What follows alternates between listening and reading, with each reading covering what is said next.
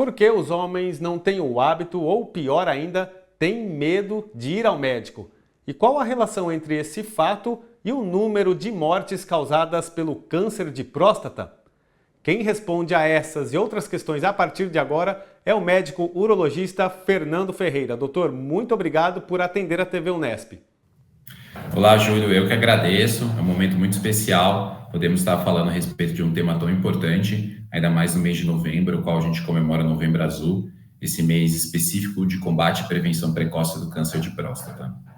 Para a gente começar então, doutor, quais são os fatores até mesmo culturais que influenciam neste fato dos homens não procurarem um médico com a regularidade necessária? A gente tem um dado interessante de uma pesquisa realizada em 2021 pelo Instituto Lado a Lado pela Vida e que ouviu cerca de 2.000 homens no Brasil, Argentina, México e Colômbia e que concluiu que 6 a cada 10 homens só vão ao médico quando os sintomas da doença já estão incomodando bastante.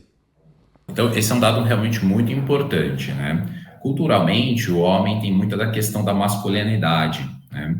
E a questão de você trazer uma queixa traz uma fragilidade muito grande para o homem. Então, aquele homem antigo, né? Ele tem realmente esse preconceito de, mesmo sentindo algo, procurar assistência médica, porque ele entende que isso vai enfraquecer a moral dele perante a sociedade e perante a família, né? Mas, graças a essas campanhas, como o Novembro Azul, isso vem mudando, Júlio. Eu tenho uma prática de mais de 15 anos da urologia, onde, no passado, existia um preconceito muito maior em relação aos cuidados com a saúde, ao homem procurar auxílio médico, e isso vem mudando ano a ano. Então, campanhas como essa e essa iniciativa, então, da TV Unesp, está trazendo, então, o homem cada vez mais essa assistência médica e, realmente, ele procurando precocemente, muitas vezes antes de sentir qualquer sintoma, provavelmente nós vamos ver no futuro próximo essas incidências relacionadas à taxa de mortalidade do câncer de próstata decaírem. E o que é, então, doutor, é a próstata, né? Para que serve essa glândula? É muito bacana essa pergunta, até para a gente conseguir esclarecer a importância do urologista na vida do homem, né? A próstata é uma glândula sexual e urinária do homem. Ela fica logo abaixo da bexiga e ela abraça a uretra. E o seu papel principal é trazer secreção prostática ao sêmen. Então, toda vez que a gente ejacula após uma relação sexual, ali as células relacionadas à germinação, isso é, células reprodutoras, que são os espermatozoides, líquido de uma glândula que fica atrás da próstata, chamada glândula seminal, e líquido prostático, né? Então, a próstata, ela justamente está na uretra, porque na ejaculação, ela joga esse ejaculado no trígono prostático, então nessa região da uretra, que vai até a ponta do pênis, para poder fazer a fertilização da parceira, né? Então, sim, ela é uma glândula sexual e urinária, muito importante aí no homem. E quais são os exames mais indicados, doutor, para acompanhar, né, o aumento ou não da próstata e a partir de quais idades eles são indicados? Falando um pouquinho a respeito de próstata, Júlia, a gente tem duas principais doenças, vamos colocar assim, né? Uma é essa que você já comentou, que é o aumento progressivo da próstata, que a gente chama de hiperplasia. Essa traz sintomas bem precoces de dificuldade urinária. Pensando somente no aumento da próstata, né, não existe uma idade específica. Ela vai ser relacionada aos sintomas do paciente, né? Porque, afinal de contas, ela é uma doença benigna que só vai ser tratada através de sintomas. Agora, pensando em relação ao câncer de próstata, que seria essa outra patologia, essa outra doença, que vamos colocar assim, bem entre aspas, seria o crescimento maligno da próstata e não benigno, né? Por conta da topografia do câncer crescer muito mais próximo do reto, né, do que da própria uretra. Então, o câncer de próstata ele vai trazer sintomas muito tardios, né? Se a gente aguardar o câncer de próstata apresentar qualquer tipo de sintoma, muitas vezes a gente perdeu a janela de cura do câncer. Então, por isso que se indica fazer exames preventivos, como você mesmo colocou, para o câncer, não só para o crescimento.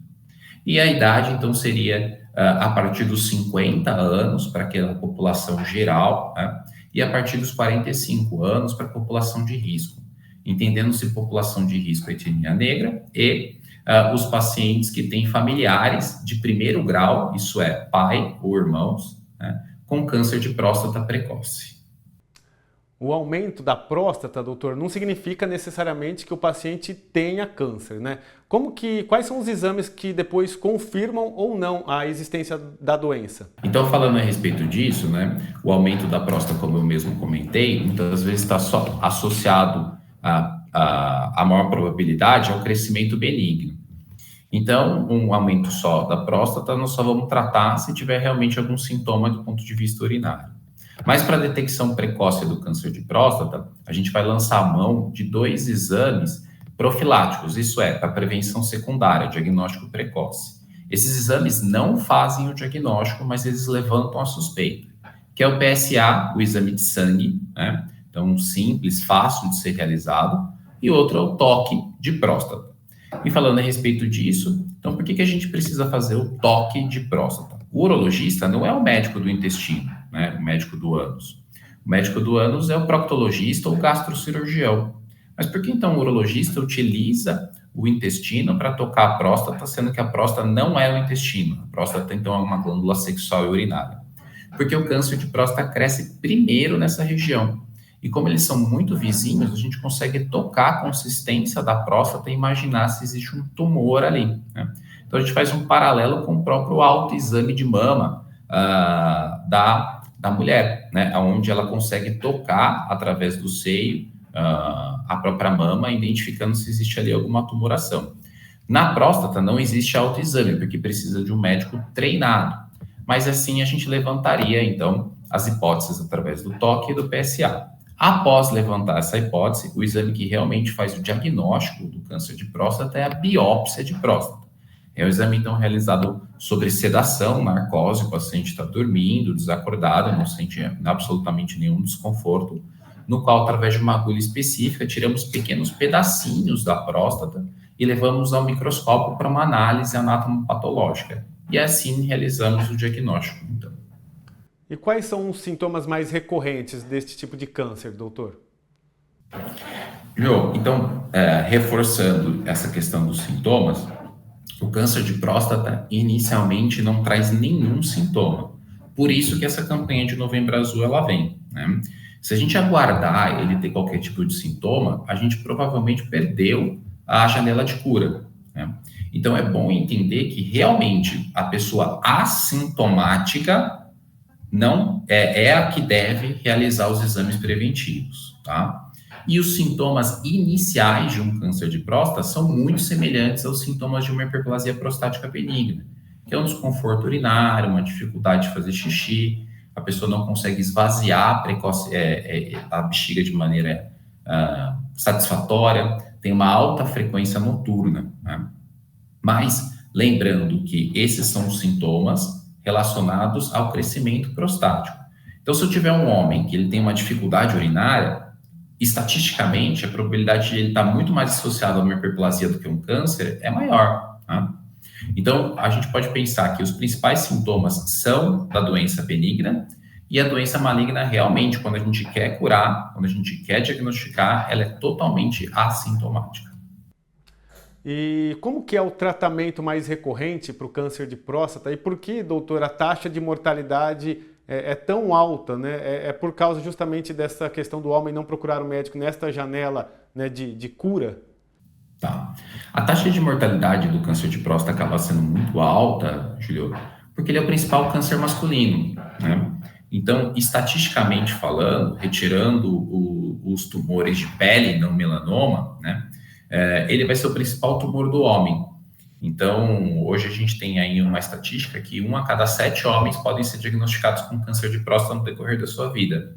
Então, a taxa de mortalidade é justamente muito alta porque muitos homens têm esse diagnóstico, né? Agora, ele é um câncer que é altamente agressivo? Não, ele não costuma ser altamente agressivo.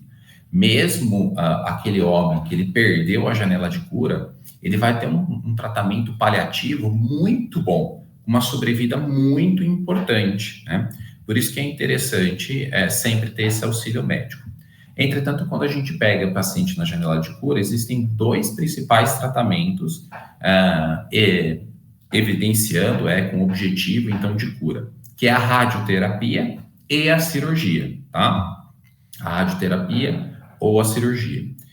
E dentro da modalidade cirúrgica, existem vários métodos hoje para a gente conseguir fazer esse procedimento, né? Dentre eles temos a cirurgia aberta, a cirurgia videolaparoscópica e a cirurgia robótica. Então, Júlio, para a gente sintetizar, cada caso vai ter um melhor tratamento e mesmo aquele paciente ou aquela pessoa que está escutando a gente na TV Unesp nesse momento, que tem um familiar com câncer de próstata agressivo e avançado, né, pode ficar tranquilo, porque hoje nós temos tratamentos muito bons que não vão objetivar a cura mais, mas que vão trazer uma sobrevida importante com uma alta qualidade de vida para o paciente. E quais existem hábitos ou medidas, doutor, que o homem pode tomar ali no seu dia a dia e que ajudam de alguma maneira a prevenir, né, o aparecimento do câncer de próstata ou até mesmo outras doenças? Especificamente para o câncer de próstata, né, a gente não tem medidas específicas, mas o que a gente sabe são medidas gerais para prevenir câncer. Né? Que medidas são essas? Primeiro, uma boa alimentação, muito baseada em alimentos mais naturais e menos industrializados, né? Uma dieta rica em frutas, verduras, legumes, proteína com baixo saturação de gorduras, né? E mais naturalmente possível. Uma atividade física regular, evitando o sedentarismo. Basicamente, seriam essas as medidas gerais que a gente poderia evitar e diminuir as incidências do câncer de próstata. A gente está caminhando para o final, doutor, mas eu queria que você falasse agora um pouquinho sobre o campo de pesquisas científicas relacionadas ao câncer de próstata. Como que ele está hoje, em quais pontos ele tem investigado mais? É na detecção precoce, é mais no tratamento, na cura? Como que está isso? Julio, então, primeiro de tudo, em relação ao que nós temos hoje de mais palpável, né? A gente tem as modalidades cirúrgicas para a gente poder fazer o tratamento do câncer de próstata. Antigamente só tínhamos a modalidade aberta, hoje a gente tem a modalidade videolaparoscópica e a cirurgia robótica, que traz tecnologia e tenta, né, trazer uma melhor qualidade no tratamento. Pensando, então, em tecnologia e pesquisa, hoje se fala muito em terapia gênica, né, que é você identificar mutações específicas no câncer e, em cima daquelas mutações, propor tratamentos, muitas vezes com medicamentos ou quimioterápicos. Tá? Então, hoje a gente tem uma infinidade de medicamentos, exatamente por isso que eu comentei que a terapia hoje, que é considerada paliativa, né, quando a gente coloca esse nome para outros cânceres, dá uma impressão de final de vida, né? Mas uma terapia paliativa, que não objetiva a cura, para o câncer de próstata, diferente dos outros cânceres, traz uma qualidade, uma sobrevida muito longa ainda para o paciente, pensando nesses novos terapias. E, Júlio, eu acredito, né, nós não vamos vivenciar isso, mas talvez nossos netos ou bisnetos, que em algum momento nós vamos conseguir identificar o DNA do vírus, isso é, do vírus não do câncer, perdão.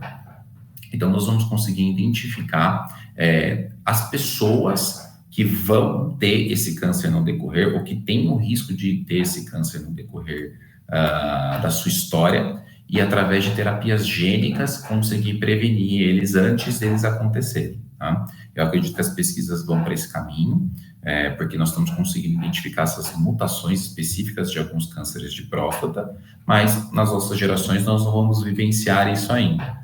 Mas futuramente, em algum momento, acredito que nós teremos a cura, não só para o câncer de próstata, mas para os outros cânceres, antes mesmo de ele acontecer.